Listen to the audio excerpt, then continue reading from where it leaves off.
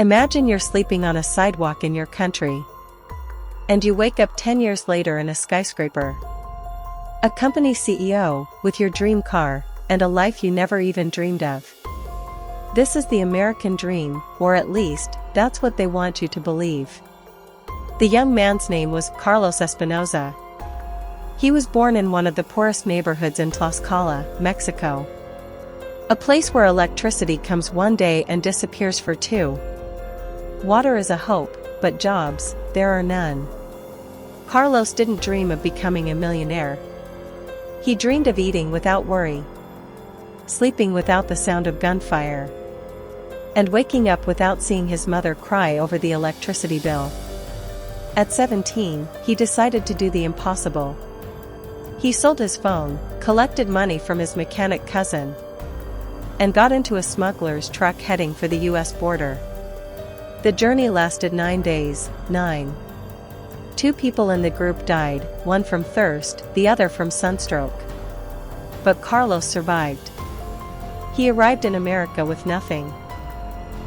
No language, no certificates, no connections, only 2 things. An unbreakable determination, and an uncompromising dream. He worked the first 2 years washing dishes in restaurants. His day starting at 6 a.m. and ending after midnight. He slept in a storage room on the roof and ate leftovers. After a while, he started learning. He learned English words from cartoons, and followed cooking videos on YouTube, trying to apply what he learned at work. One day, he was asked to prepare a meal for an investor visiting the restaurant.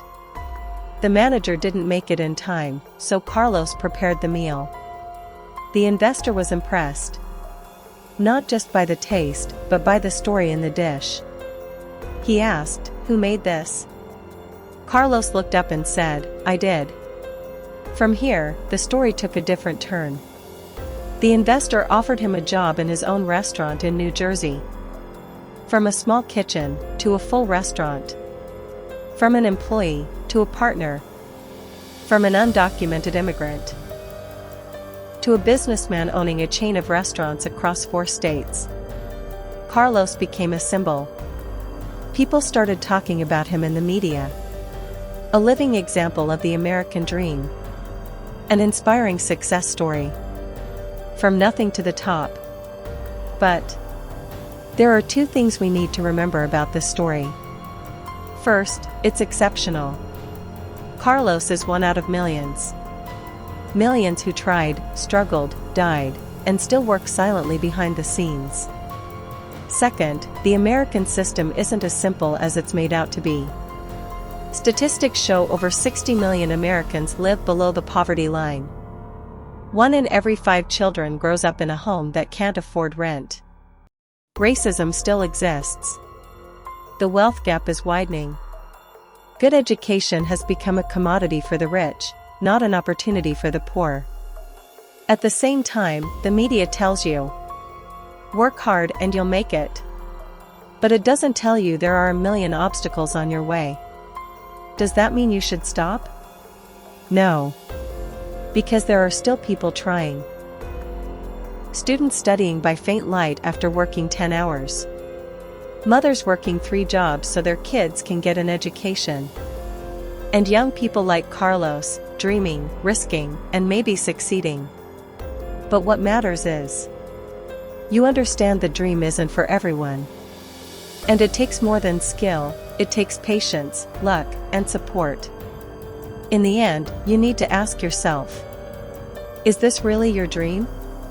Or a dream planted in you by movies, series, and advertising? Are you running to reach something that resembles happiness, or running away from a reality you can't accept? Now, it's your turn. Share your thoughts in the comments. Is the American dream still alive? Do you think these success stories can be repeated? And if you were in Carlos's place, would you take the risk? Write to us. If you had the chance to start from zero, what would you dream of? What is your real dream, not the one you were told to dream? Let us hear your voice. Subscribe if you want us to continue sharing stories like these. And hit like if you believe this message deserves to reach as many people as possible. Because sometimes, the dream isn't about reaching the destination. The real dream is understanding where you're going.